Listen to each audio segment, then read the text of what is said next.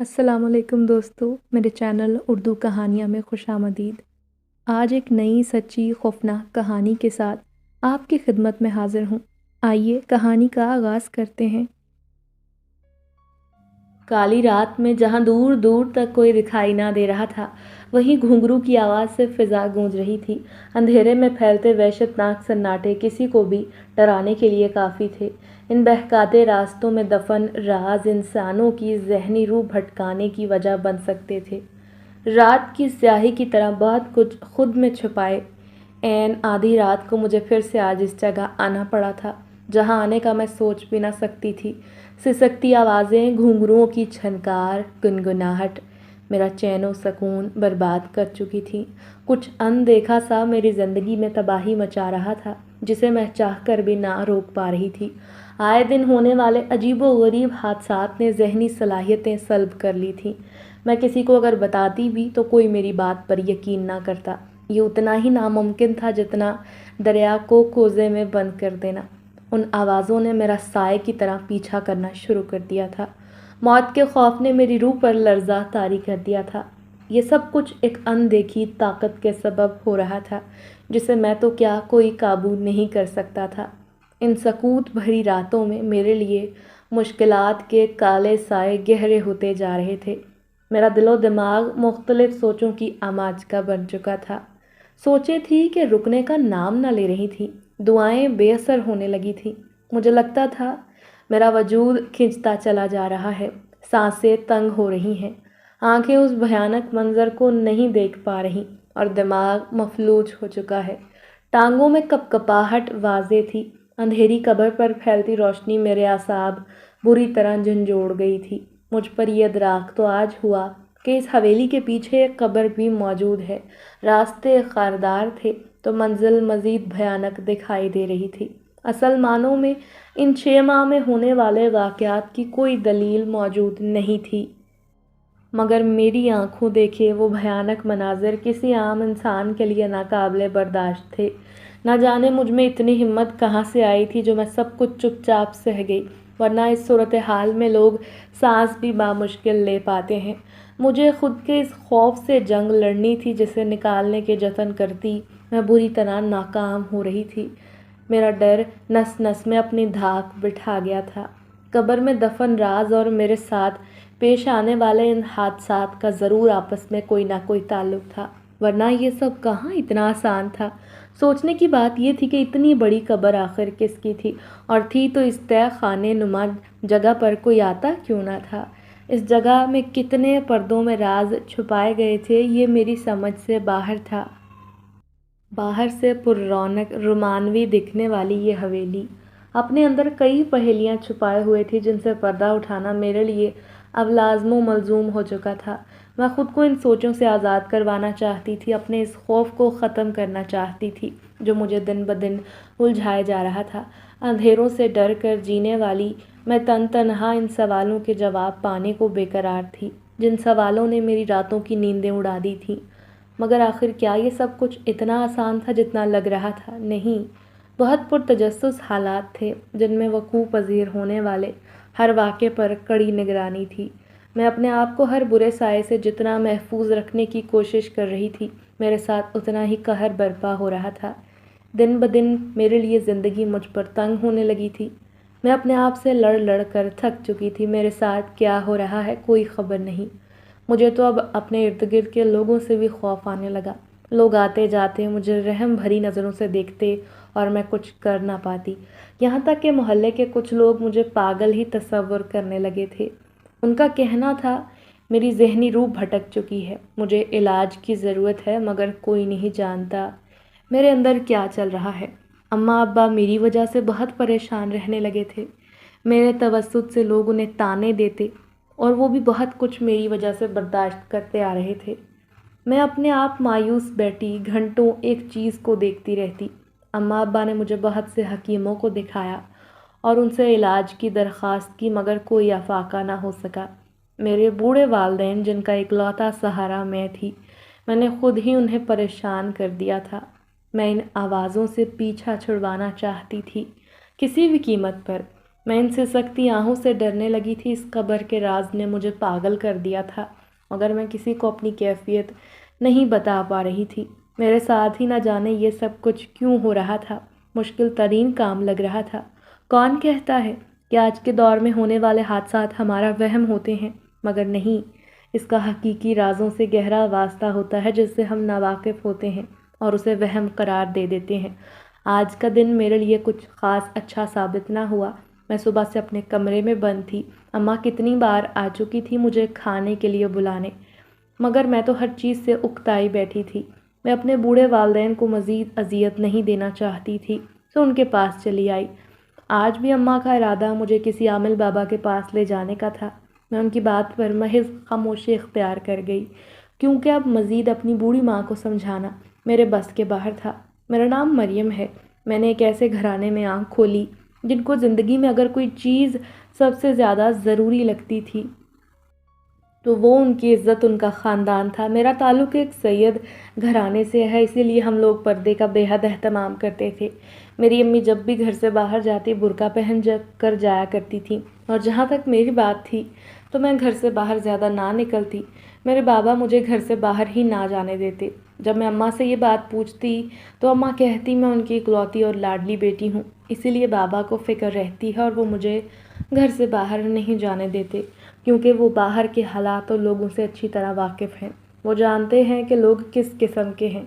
یہی وجہ تھی کہ میرے بابا مجھے گھر سے باہر نہیں جانے دیتے تھے۔ ابا نے مجھے قرآن کی تعلیم دلوائی، وہ بھی اماں نے مجھے خود پڑھایا تھا۔ اس کے علاوہ مجھے گھر سے باہر نکلنے کی اجازت نہیں تھی۔ یہاں تک کہ ہمارے گھر میں کوئی عورت بھی آتی تو ابا مجھے کمرے میں جانے کا کہتے۔ یہاں تک کہ آج تک محلے کے اپنے برابر والے گھر میں بھی میں کبھی نہ گئی تھی۔ گھر کی چار دیواری کے علاوہ میں نے بیرونی دنیا کو کبھی دیکھا ہی نہیں تھا، مگر ابا مجھ سے بہت محبت کرتے تھے۔ وہ میری ہر فرمائش پوری کرتے، ہر چیز لا کر دیتے، مگر پھر بھی میری سب سے بڑی خواہش تھی گھر سے باہر کی دنیا کو دیکھنا، لیکن یہ خواہش میری اب تک پوری نہ ہوئی۔ میں جب بھی ابا سے گھر سے باہر جانے کا کہتی تو ان کے چہرے پر عجیب سا خوف مجھے دکھائی دیتا، جو کہ میری سمجھ سے باہر تھا۔ میرے ابا بہت نیک اور پرہیزگار تھے، جبکہ امی بھی 5 وقت کی نمازی تھیں۔ انہوں نے میری تربیت ایسی کی تھی کہ آج تک میں نے کبھی نماز نہ چھوڑی تھی۔ مجھے ابا کی پریشانی سمجھ نہیں آتی تھی۔ میں مانتی ہوں کہ ان کی اکلوتی اولاد ہوں اور وہ مجھ سے بے حد محبت کرتے ہیں، مگر اس طرح سے جو خوف ان کے دل میں تھا مجھے لے کر، وہ مجھے بالکل اچھا نہیں لگتا تھا۔ میں چاہتی تھی کہ بس وہ اپنے دل سے سارے وسوسے اور وہم نکال دیں۔ آخر انہیں کس چیز کا ڈر ہے؟ مگر آج تک مجھے اس سوال کا جواب نہ ملا۔ اماں تو ہمیشہ یہی کہتی تھی کہ بس وہ تم سے بہت محبت کرتے ہیں، اور جس انسان سے سب سے زیادہ محبت کی جائے، انسان اس کی چھوٹی چھوٹی پریشانی پر پریشان اور خوفزدہ ہو جاتا ہے۔ پھر آہستہ آہستہ مجھے اس ماحول اور پابندیوں کی عادت ہونے لگی۔ پھر رفتہ رفتہ میں نے بھی ابا سے چیزوں کی فرمائش کرنا چھوڑ دی اور یہ بھی کہنا چھوڑ دیا تھا کہ وہ مجھے گھر سے باہر لے کر جائیں، کیونکہ میں جانتی تھی کہ ابا یہ بات کبھی نہیں مانیں گے۔ ابا روزانہ اٹھ کر نماز پڑھنے کے بعد پورے گھر میں دم کیا کرتے اور ساتھ ہی وہ گھر کے کونوں میں دم کیا پانی چھڑکتے، جبکہ میں اس بات پر حیران ہوتی کہ ہمارے گھر میں تو کوئی سایہ نہیں، نہ ہی کوئی ایسی چیز ہے۔ اماں کہتی تھی کہ ابا گھر کے سکون اور خوشحالی کے لیے ایسا کرتے ہیں، ایسا کرنے سے ہر برائی اور بری مخلوق گھر سے دور رہتی ہے۔ آس پڑوس اور محلے کی عورتیں ابا کے پاس دم کروانے آتی۔ ساری عورتیں یہ بات جانتی تھی کہ ابا کی ایک بیٹی ہے جو کہ بہت خوبصورت ہے، مگر ابا نے کبھی بھی اپنی بیٹی کو کسی کے سامنے نہیں آنے دیا تھا۔ کسی مرد کے سامنے آنے دینا تو بہت دور کی بات ہے۔ ابا نے کبھی مجھے کسی عورت کے سامنے بھی نہیں آنے دیا۔ وہ یہی کہتے تھے کہ مجھے ڈر لگتا ہے کہیں تمہیں کسی کی نظر نہ لگ جائے، اور میں اپنے آپ کو خوش نصیب سمجھتی تھی۔ ابا جب بھی صبح گھر سے کام کے لیے نکلتے تو امی کو یہی کہہ کر جاتے تھے کہ نہ اس کو گھر سے نکالنا اور نہ ہی اسے اکیلا چھوڑ کر کہیں جانا۔ شام کو جب ابا آتے تو میرے لیے بہت ساری چیزیں لے آتے۔ زندگی میں سکون ہی سکون تھا۔ میں اپنی چھوٹی سی زندگی میں خوش تھی۔ ہمارا گھر زیادہ بڑا نہیں تھا، مگر اس گھر میں رہنے والے لوگ ایک دوسرے سے بہت محبت کرتے تھے۔ خاص طور پر میری ماں کی محنت تھی جس نے اس گھر کو جنت بنایا ہوا تھا۔ میرا پورا وقت گھر میں ہی گزرتا، اپنی مصروفیت کے لیے کچھ نہ کچھ کرتا رہتی، کرتی رہتی تھی۔ گھر سے باہر جانا تو دور کی بات تھی، یہاں تک کہ مجھے اب چھت پر جانے کی بھی اجازت نہیں تھی، کیونکہ ان کا کہنا تھا ہم لوگ سید ہیں، میں ایک سید زادی ہوں، ایسے میں اگر چھت پر جاؤں گی تو 100 لوگوں کی نگاہ مجھ پر پڑے گی اور یہ بالکل مناسب بات نہیں۔ سو ابا مجھے چھت پر جانے سے منع کرتے۔ کبھی کبھار رات کے وقت جی چاہتا میں اماں سے کہتی اس وقت تو سب سو چکے ہیں، کسی کو کیا پتا کہ چھت پر کون موجود ہے، مگر ابا سختی سے منع کر دیتے کہ رات کے وقت تو ہرگز اوپر جانے کی اجازت نہیں۔ ان کا کہنا تھا کہ رات کے وقت بہت ساری بری چیزیں اندھیرے میں موجود ہوتی ہیں اور ایسے میں وہ خوبصورت لوگوں کو تلاش کرتی ہیں، اگر انہیں کوئی خوبصورت چہرہ نظر آئے تو وہ سب اس کے پیچھے پڑ جاتے ہیں، اور تو میں ویسے ہی پوری دنیا میں سب سے خوبصورت ہوں۔ ابا ایسے ہی کہتے تھے۔ میرے ابا جو محلے کی ہر لڑکی عورت کو دم کرتے، وہ اپنی بیٹی کو بھلا آخر کیسے کسی بری مخلوق کے زیر اثر آنے دے سکتے تھے؟ زندگی یوں ہی گزرتی جا رہی تھی۔ بچپن سے ہی کبھی کبھار میرے ساتھ ایسا ہوتا تھا کہ اچانک بیٹھے بیٹھے میں نیند میں چلی جاتی اور ایک عجیب سا خواب میری آنکھوں کے سامنے گھومتا، باتیں کرتے کرتے اچانک سے میری آنکھیں بند ہونے لگتی تھیں اور میں وہیں بیٹھے بیٹھے آنکھیں بند کر کے سو جاتی۔ جو ہی آنکھ لگتی تو عجیب سا خواب آنکھوں کے سامنے چلنا شروع ہو جاتا۔ ایک بہت بڑی سی حویلی مجھے اپنے خواب میں نظر آتی، جہاں جگہ جگہ دیے اور موم بتیاں روشن تھی، کبھی وہ روشنی خود بخود جلنے لگتی اور کبھی بجھ جاتی۔ پوری حویلی خالی نظر آتی، وہاں کوئی موجود نہ تھا، مگر گھنگروں کی آواز سنائی دیتی۔ میں ان آوازوں کا پیچھا کرتے کرتے حویلی سے باہر آ جاتی اور جو ہی میں آواز کے قریب پہنچنے والی ہوتی تو کوئی نہ کوئی مجھے نیند سے جگا دیتا۔ اس کے بعد سے 3-4 دن میری طبیعت ایسی رہتی تھی کہ میرے جسم میں شدید درد محسوس ہوتا۔ مجھے یوں لگتا کہ میرے جسم میں جان موجود نہیں، میں زیادہ تر وقت سو کر گزار دیتی۔ مجھے بھیانک چیزیں دکھائی دیتی تو میں اٹھ کر بیٹھ جاتی۔ 3-4 دن تک مجھ پر خوف سا طاری رہتا، پھر آہستہ آہستہ سب ٹھیک ہو جاتا۔ پہلے تو میں نے اس بات کا ذکر کسی سے نہیں کیا تھا، مگر پھر یہ سارے معاملات حد سے زیادہ تجاوز کرنے لگے تو میں نے ابا سے ذکر کیا۔ یہ سنتے ہی وہ پریشان ہو گئے۔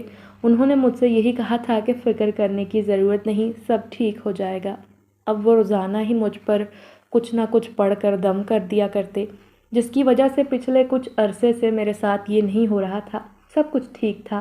ابا اس بات کو لے کر کافی مطمئن ہو گئے تھے۔ جب سے یہ واقعات میرے ساتھ ہونا شروع ہوئے تھے، اس دن کے بعد سے ابا نے اور سختی شروع کر دی تھی، یہاں تک کہ انہوں نے گھر میں ہر ایک عورت کا آنا جانا بند کر دیا تھا۔ وہ دروازے کی دہلیز سے ہی پوچھ لیا کرتے کہ کسی کو کیا کام ہے۔ اگر کسی کو مدد کی ضرورت ہوتی یا کسی کو دم کروانا ہوتا تو ابا ان کے گھر جا کر یہ کام کرتے، مگر ہمارے گھر میں داخل ہونے کی اجازت اب کسی کو نہیں تھی۔ مگر میں یہ نہ سمجھ پاتی تھی کہ بھلا ان سارے واقعات سے کسی دوسرے انسان کا کیا تعلق، کسی کا ہمارے گھر آنے سے اس بات کا کیا لینا دینا۔ ابا نے فیصلہ کیا تھا، ایسے میں ان سے کوئی سوال نہیں پوچھ سکتی تھی اور نہ ہی بحث کرنے کا تو سوال ہی نہیں اٹھتا تھا۔ وقت گزرنے کے ساتھ ساتھ بہت ساری چیزیں میں نے اپنے گھر میں اپنی زندگی میں ایسی دیکھی جو میرے لیے سوال بن کر رہ گئیں، مگر جب یہ سوال اماں سے پوچھتی تو وہ ٹال دیا کرتی۔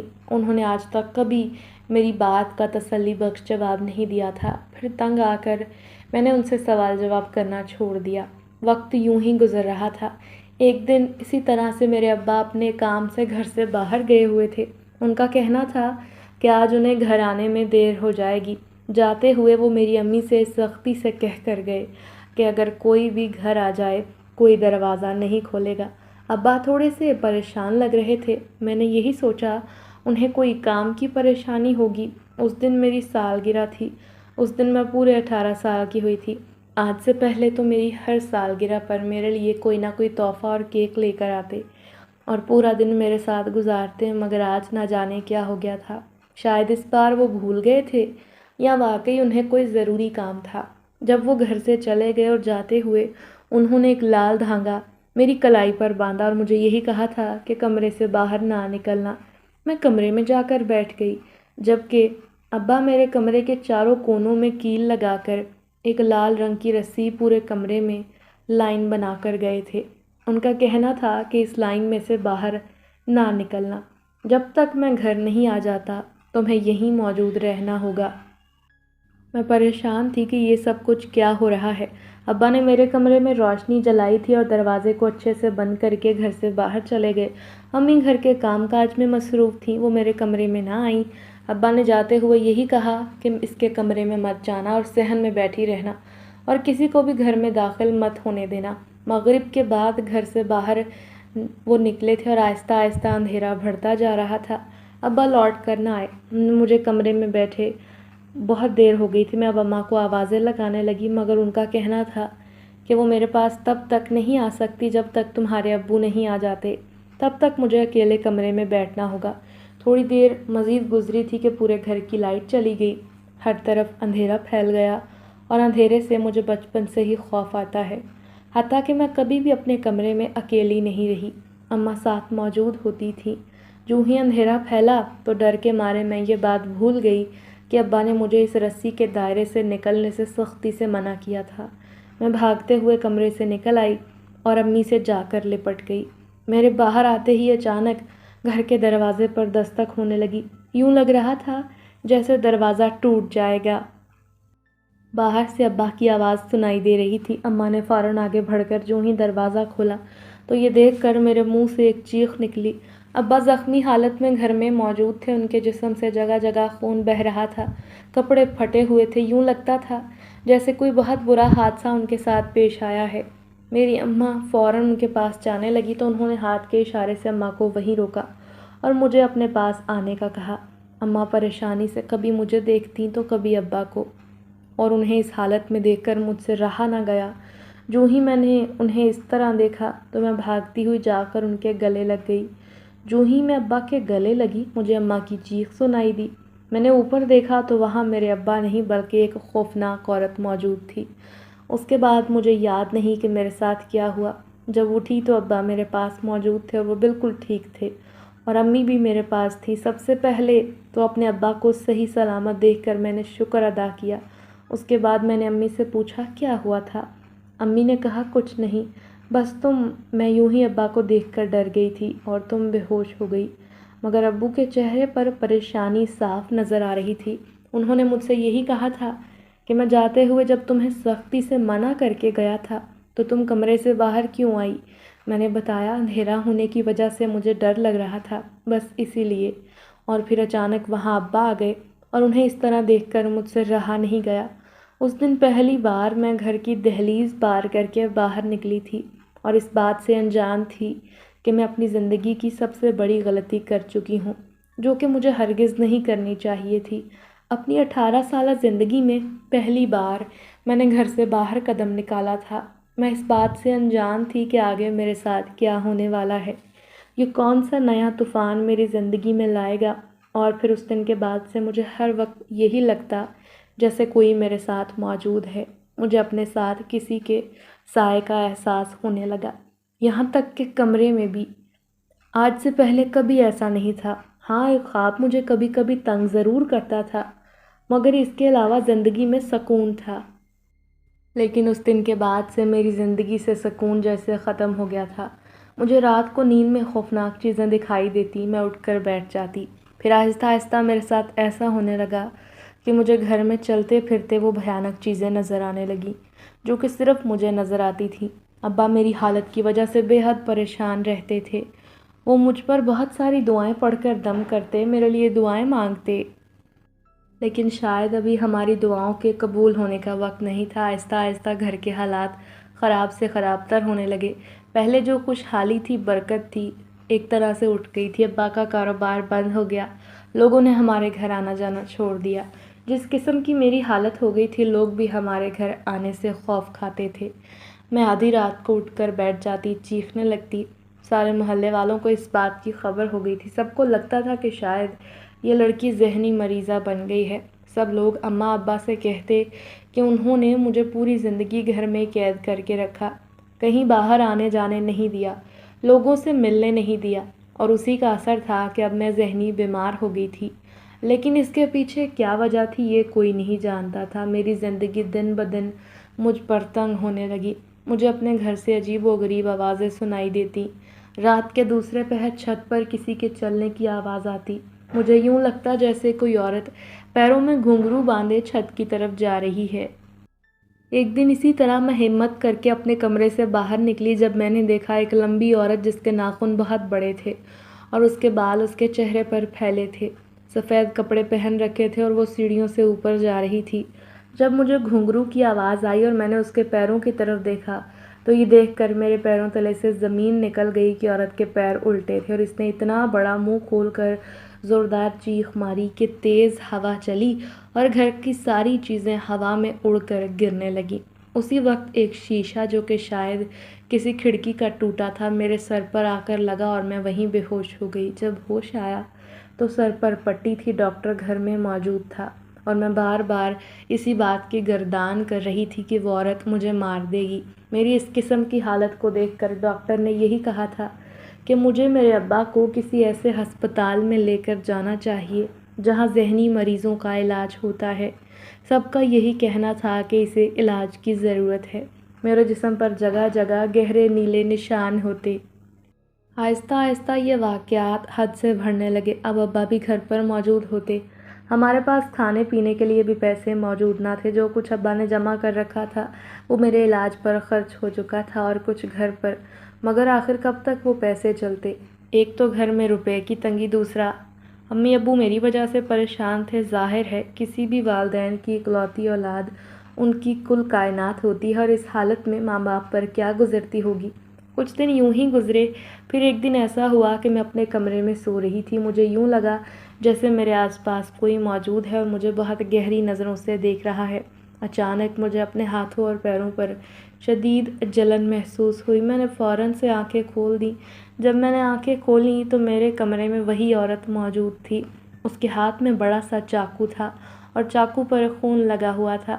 وہ عورت اس خون کو اپنی زبان سے صاف کر رہی تھی اور چہرہ اتنا بھیانک تھا کہ کوئی اگر دیکھتا تو اس کے دل کی دھڑکن یقیناً رک جاتی۔ اچانک وہ عورت میرے چہرے کے بالکل قریب آ گئی۔ میرے پاس آ کر اس نے یہی کہا کہ میری موت میرے بہت قریب ہے اور وہ بہت جلد مجھے اپنے ساتھ لے جائے گی، مگر جانے سے پہلے میں پوری حقیقت جان لوں کیونکہ میں کچھ بھی نہیں جانتی۔ یہ کہہ کر وہ عورت غائب ہو گئی۔ جب میں نے اپنے ہاتھوں پیروں کو دیکھا تو میرے ہاتھ پیر زخمی تھے، ان پر بڑے بڑے کٹ لگے ہوئے تھے جن میں سے خون بہہ رہا تھا۔ ایک ہفتے میں میں کیا سے کیا ہو گئی تھی۔ سر پر پٹی تھی، ہاتھوں پر پٹیاں، یوں لگتا تھا جسم میں جان ہی نہیں رہی۔ بار بار اس عورت کی آواز کانوں میں گونج رہی تھی کہ بہت جلد میں مرنے والی ہوں۔ جب ابا نے یہ بات سنی تو وہ رونے لگے۔ ان کا کہنا تھا کہ میں کبھی بھی اپنی بیٹی کو مرنے نہیں دوں گا۔ گھر کے حالات اتنے برے ہو گئے تھے کہ گھر کا کرایہ بھی ادا نہ ہو سکا۔ مالک مکان نے ہم لوگوں کو گھر سے نکال دیا۔ محلے والوں کا کہنا تھا کہ میرے بابا مجھے پاگل خانے بھجوا دیں۔ اگر وہ ایسا نہیں کریں گے تو انہیں یہ محلہ چھوڑنا ہوگا۔ میرے بابا مجھے کیسے چھوڑ سکتے تھے؟ تو ہم لوگوں نے وہ محلہ چھوڑ دیا۔ نیا گھر خریدنے کی اوقات نہ تھی، سو کچھ سوچتے ہوئے ابا ہمیں اپنے ساتھ ایک جگہ لے آئے۔ جو ہمیں جہاں لے کر آئے تھے وہ بہت خوبصورت حویلی تھی۔ دکھنے میں خوبصورت تھی مگر حالت دیکھ کر یوں لگتا تھا کہ کافی سالوں سے بند پڑی ہے۔ اندر آ گئے۔ ابا کا کہنا تھا یہ حویلی میرے دوست کی ہے، ہم کچھ عرصہ یہاں رہیں گے جب تک ہمارے لیے کسی نئے گھر کا بندوبست نہیں ہو جاتا، بس اتنے دن۔ میرے ہاتھ اور پیروں میں زخموں کی وجہ سے شدید درد تھا۔ ابا نے مجھے گود میں اٹھایا اور حویلی میں لا کر ایک جگہ بٹھا دیا۔ میں حویلی کو بڑے غور سے دیکھ رہی تھی۔ یوں لگ رہا تھا جیسے میں اس حویلی کو پہلے سے جانتی ہوں، مگر میں تو بچپن سے کبھی بھی اپنے گھر سے باہر نہیں آئی۔ یوں لگ رہا تھا کہ میں اس حویلی میں آ چکی ہوں۔ یہ سب کیا تھا؟ گھر آنے سے پہلے میرے اماں ابا مجھے ایک پیر صاحب کے پاس لے کر گئے۔ ان کا کہنا تھا کہ میرے اوپر کوئی بہت خوفناک اور برا سایہ ہے جو کہ میری جان لینا چاہتا ہے۔ ابا نے ان سے پوچھا تھا تو ان کا کہنا تھا کہ میں اس سائے کا مقابلہ نہیں کر سکتا، تم لوگوں کو کسی اور سے مدد مانگنی ہوگی۔ ابا نے کافی حکیموں سے بھی میرا علاج کروانے کی کوشش کی مگر کوئی فرق نہ پڑا۔ پچھلے 6 ماہ سے میں اس اذیت میں مبتلا تھی۔ میری آنکھوں کے سامنے میری زندگی برباد ہو رہی تھی اور میں کچھ نہیں کر پا رہی تھی۔ پرانے محلے میں تو لوگوں نے میری وجہ سے میرے ماں باپ کو طعنے بھی دے دیے تھے، لوگ مجھے پاگل سمجھتے تھے۔ یوں لگتا تھا جیسے میں سانس نہیں لے پاؤں گی۔ جب بھی جسم میں درد ہوتا اس قدر شدید ہوتا کہ سانس لینا بھی مشکل لگتا۔ جبکہ لوگ الگ باتیں بناتے۔ ابھی تک سمجھ سے باہر تھا کہ یہ سب ہونے کی وجہ کیا ہے۔ جب سے میرے ساتھ یہ واقعات پیش آنے لگے تھے، ابا بہت خاموش ہو گئے تھے۔ انہوں نے اب اپنے آپ کو ایک کمرے تک محدود کر لیا تھا۔ مجھ سے آ کر مل کر چلے جاتے، اپنی پوری طاقت لگا رہے تھے کہ مجھے ان ساری بری چیزوں سے بچا سکیں، مگر اب تک ایسا ممکن نہ ہوا تھا۔ میرے زخم بھرتے نہیں تھے کہ نئے زخم میرے جسم پر لگ جاتے۔ ہمیں حویلی میں آئے 3 دن گزر گئے تھے۔ میری اماں نے اور ابا نے حویلی کی اچھے طریقے سے صفائی کروا لی تھی۔ میں پچھلی کئی راتوں سے سو نہ پائی تھی۔ رات کو جاگتے رہنا میری عادت بن گئی تھی۔ اس رات بھی اسی طرح میں جاگ رہی تھی کہ اچانک کمرے کی کھڑکی کھول کر دیکھا۔ تیز روشنی کمرے میں داخل ہوئی۔ مجھے لگا کہ باہر حویلی کے پیچھے والے حصے میں جہاں گھنے پیڑ تھے وہاں کوئی موجود ہے اور کوئی مجھے اپنی طرف بلا رہا ہے۔ میں خاموشی سے کمرے سے نکلی اور اس طرف جانے لگی۔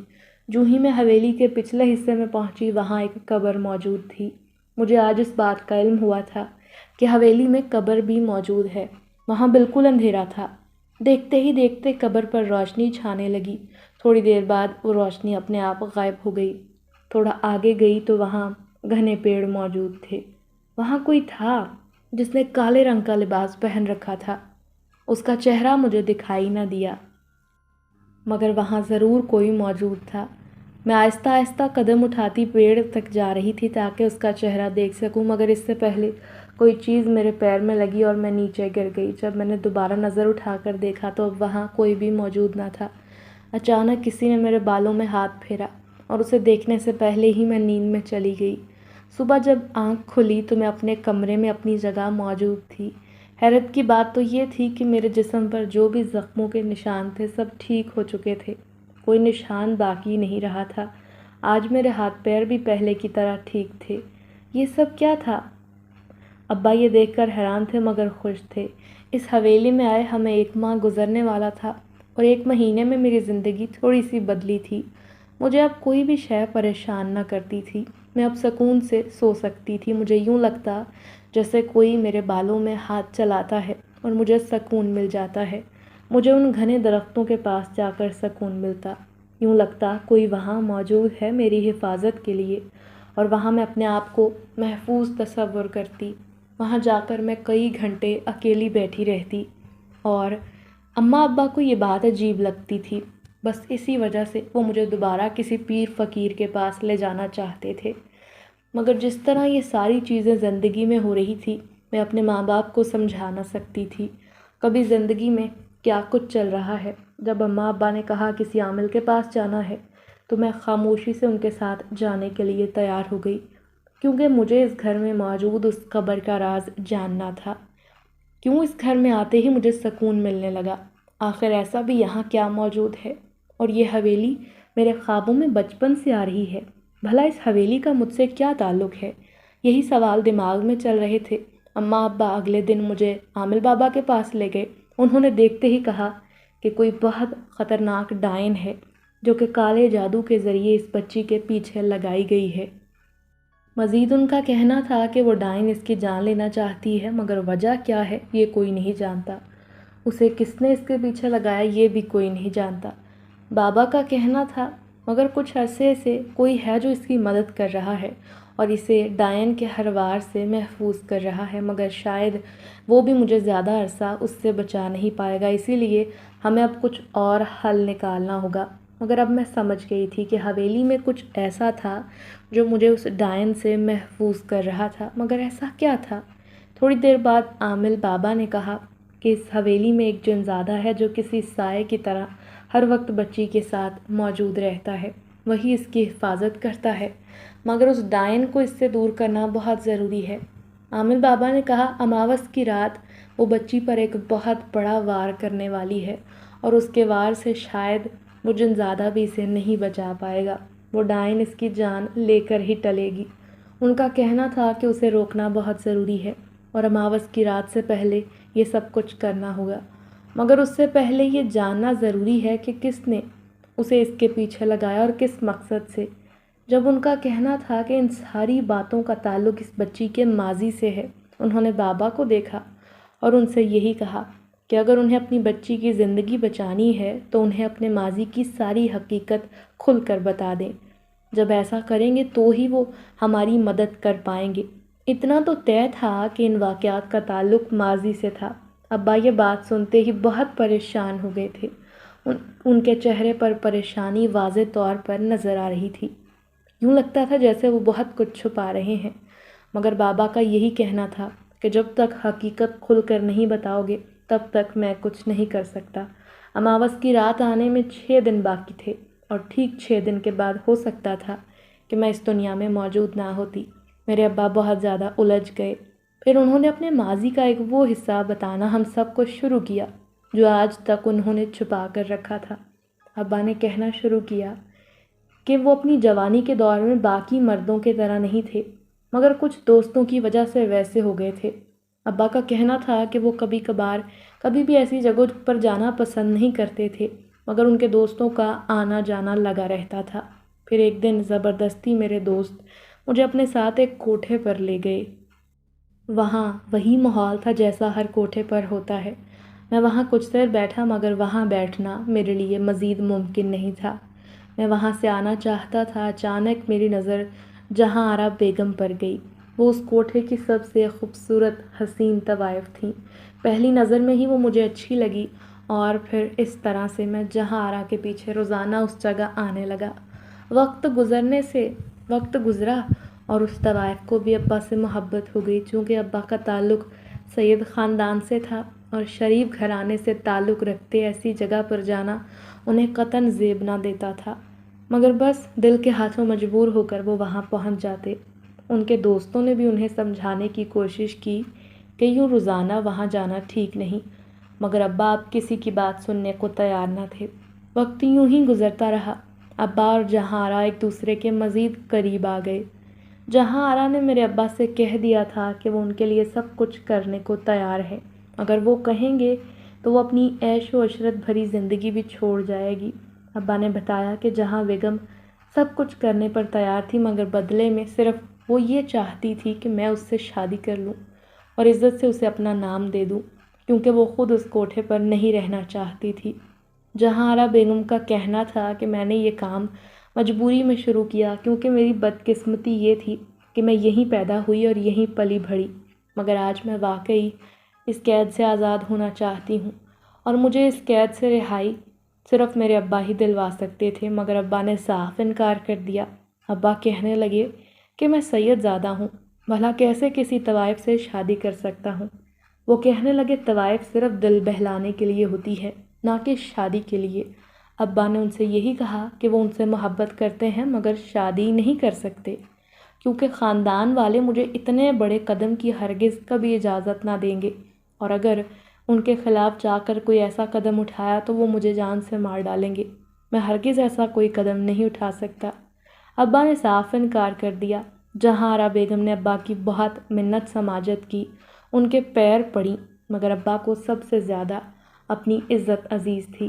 انہوں نے ایک عورت کی محبت کو ٹھکرا دیا تھا، وہ بھی ایسی عورت جو ان سے بے پناہ محبت کرتی تھی۔ میرے ابا نے بھی اس کے ساتھ باقی مردوں کی طرح بے وفائی کی تھی۔ وہ انہیں ان کی محبت کے واسطے دیتی رہی، مگر ابا نے اس کی جانب پلٹ کر بھی دیکھنا ضروری نہ سمجھا اور وہاں سے جانے لگے تھے، اور انہوں نے یہی کہا کہ آج کے بعد میں یہاں کبھی نہیں آؤں گا۔ جانے سے پہلے جہاں آرا بیگم نے میرے ابا کو بد دعا دی، یہی کہا تھا کہ میرے ابا نے ان کا دل توڑا ہے، کسی اور کے لیے انہیں ٹھکرایا ہے۔ ایسے میں ابا ان کے علاوہ جس بھی عورت سے شادی کریں گے انہیں اولاد نصیب نہیں ہوگی۔ ابا نے اس وقت اس بات کو معمولی سمجھ کر نظر انداز کر دیا تھا، اور اس دن کے بعد وہ پلٹ کر کبھی کوٹھے پر نہ گئے۔ جہاں آرا کی خبر تک بھی نہ لی کہ وہ زندہ بھی ہے یا ان کے غم میں مر چکی ہے۔ میرے ابا کی کچھ عرصے بعد شادی اماں سے ہوئی۔ میری اماں ابا کے خاندان کی تھی، مگر شادی کے 3 سال بعد بھی ان کی جب کوئی اولاد نہ ہوئی تو ابا کو فکر ہوئی۔ انہیں جہاں آرا کی بد دعا یاد آئی۔ ابا نے ان سے معافی مانگنے کا سوچا، مگر جب کوٹھے پر گئے تو بہت دیر ہو چکی تھی، ان کا انتقال ہو گیا تھا، اور کوٹھے پر ان کی بہن موجود تھی۔ ان کی بہن کوٹھے کی مالکن تھی۔ اس نے ابا سے یہی کہا کہ ان کی وجہ سے ان کا دھندا بند ہو گیا، کیونکہ جہاں آرا کی وجہ سے ہی لوگ یہاں آتے تھے۔ مگر تمہاری بے وفائی نے میری بہن کی جان لے لی۔ ان کی بہن کے مرنے کے بعد ان کا کوٹھا بے رونق ہو گیا۔ ان کی بہن نے یہی کہا تھا کہ میں اس شخص سے بدلہ ضرور لوں گی۔ میرے ابا یہ سن کر واپس آ گئے اور ایک پیر کے پاس گئے۔ وہاں جا کر ساری صورتحال بتائی تو انہوں نے میرے ابا کو ایک حل بتایا کہ انہیں میری ماں کو 9 ماہ تک ایک کوٹھے سے پانی لا کر پلانا ہوگا، کیونکہ یہ بد دعا ایک طوائف کی تھی اور اسے ختم کرنے کے لیے ضروری تھا۔ یہ عمل کرنے کے بعد ہی یہ بد دعا ختم ہو سکتی تھی اور ان کے گھر اولاد ہوتی۔ ابا نے ٹھیک ویسا کیا جیسا عامل صاحب نے کہا تھا، اور بس پھر ان کی زندگی میں آ گئی۔ مگر جس وقت میں دنیا میں آئی تھی اسی وقت پیر صاحب نے کہا تھا کہ مجھے خطرہ ہے، جب تک اس کی شادی نہ ہو جائے اسے گھر سے باہر نہ نکالیں، ورنہ وہ سایہ اس کے پیچھے پڑ جائے گا اور اس بچی کی زندگی مشکل ہو جائے گی۔ یہی وجہ تھی کہ ابا مجھے گھر سے باہر نہیں نکلنے دیتے تھے۔ وہ سایہ جہاں آرا کی بہن نے میرے پیچھے لگایا تھا، کیونکہ وہ میرے باپ سے اپنی بہن کی موت کا بدلہ لینا چاہتی تھی۔ وہ مجھے جان سے مارنا چاہتی تھی۔ اس نے ابا سے کہا تھا کہ ان کی سب سے قیمتی شے ان سے چھین لے گی۔ اس عورت نے کالے جادو کے ذریعے ایک ڈائن کو میرے پیچھے لگایا، بس اسی لیے مجھے گھنگروؤں کی آوازیں سنائی دیتی تھیں۔ جس حویلی میں ہم لوگ جا کر رہنے لگے تھے، یہ حویلی وہی تھی جو پہلے کوٹھا تھی اور میرے ابا کی ملکیت تھی، جو انہوں نے جہاں آرا کی محبت میں ان کے نام کر دی۔ اس کے بعد وہ لوگ وہاں رہنا شروع ہو گئے۔ جہاں آرا کے مرنے کے بعد سب ختم ہو گیا اور جہاں آرا کی بہن یہ جگہ چھوڑ کر کہیں چلی گئی، مگر وہ اپنے جادو کے ذریعے بہت ساری چیزیں یہاں پیچھے چھوڑ گئی تھی۔ حویلی میں جو قبر بنی ہوئی تھی وہ کسی اور کی نہیں بلکہ جہاں آرا کی تھی، اور حویلی میں موجود وہ جنزادہ تھا جو مجھے ڈائن سے محفوظ رکھ رہا تھا، مگر زیادہ دیر تک وہ مجھے نہیں بچا سکتا تھا۔ عامل بابا کا مشورہ تھا کہ اگر میرے ابا میری شادی اس جنزادے سے کروا دیں تو میں اس کے ساتھ محفوظ رہ سکتی ہوں۔ حویلی میں جس جگہ وہ قبر موجود ہے، اماوس کی رات کو میرے ابا کو قبر کے سرہانے بیٹھ کر ایک عمل کرنا ہوگا، کیونکہ اسی عمل کے ذریعے سے ڈائن کو مجھ تک پہنچنے سے روکا جا سکتا ہے، اور اس عمل کے ذریعے سے ہی یہ کالا جادو ٹوٹ سکے گا۔ اگر ایسا نہ کیا تو اس بچے کی جان جا سکتی ہے۔ ابا بڑے پریشان تھے۔ ان کا کہنا تھا کہ میں اپنی بیٹی کے لیے سب کچھ کرنے کو تیار ہوں۔ پھر گھر آتے ہی میرے ابا نے میری شادی جنزادے سے کروا دی۔ اس کا کہنا تھا کہ وہ مجھ سے بہت محبت کرتا ہے، وہ کبھی بھی مجھے نقصان نہیں پہنچنے دے گا اور مجھے محفوظ رکھے گا، میری حفاظت کرے گا۔ وہ دکھنے میں بھی بڑا خوبصورت تھا۔ مجھے بھی اس سے محبت ہونے لگی تھی۔ پھر اماوس کی رات آئی۔ وہ رات ہم سب لوگوں کے لیے بہت بھاری تھی۔ میرے ابا نے مجھے کمرے میں بٹھا دیا جبکہ میرا شوہر وہ میرے پاس تھا۔ ابا نے یہی کہا کہ اسے مجھے محفوظ رکھنا ہے، کسی بھی بری چیز کو مجھ تک نہیں پہنچنے دینا، جبکہ ابا خود جہاں آرا بیگم کی قبر کے سرہانے بیٹھ کر عمل کرنے لگے۔ بہت مشکل سے عمل پورا کیا گیا۔ ابا نے جہاں آرا سے معافی مانگی، اس کی قبر کے سرہانے بیٹھ کر عمل پورا کیا۔ ابا اپنی غلطی کی سزا خود کاٹنے کے لیے تیار تھے، مگر مجھے اس قید سے آزادی دلوانا چاہتے تھے، اور پھر ابا کی محنت رنگ لے آئی۔ میں اس جادو سے آزاد ہو چکی تھی۔ کالا جادو ختم ہو گیا تھا۔ اب اس حویلی میں کسی قسم کا کوئی خطرہ نہیں تھا۔ یہ سالوں سے بند پڑی تھی، ہم لوگوں نے دوبارہ آ کر اسے آباد کیا تھا۔ میں پرانی باتوں کو بھول کر نئے سرے سے اپنی زندگی کا آغاز کر چکی تھی۔ میں پہلے کی طرح خوش رہنے لگی تھی۔ میرے ابا مجھے یوں خوش دیکھ کر اور بھی خوش ہوتے۔ ان کا کہنا تھا کہ میری غلطی کی وجہ سے تمہیں بہت کچھ برداشت کرنا پڑا، مگر جو گزر گیا وہ ہو چکا۔ اب ہماری زندگی میں خوشیاں ہی خوشیاں ہیں۔ مجھے ایک محبت کرنے والا شوہر ملا ہے جو ہر طرح سے میرا خیال رکھتا تھا، ہر بری چیز کو مجھ سے دور رکھتا کیونکہ وہ مجھ سے عشق کرتا ہے۔ اس کا کہنا تھا کہ جب پہلی بار اس نے میری ایک جھلک دیکھی، میں اسے بہت اچھی لگی۔ وہ سمجھ گیا تھا کہ کوئی طاقت میرے پیچھے ہے، وہ مجھے اس طاقت سے محفوظ رکھتا تھا۔ اسی وجہ سے میرے زخم اپنے آپ بھرنے لگے تھے جو ڈائن مجھے لگاتی تھی، اور آج میں مکمل طور پر ٹھیک ہوں، خوشحال ہوں اور خوش باش زندگی جی رہی ہوں۔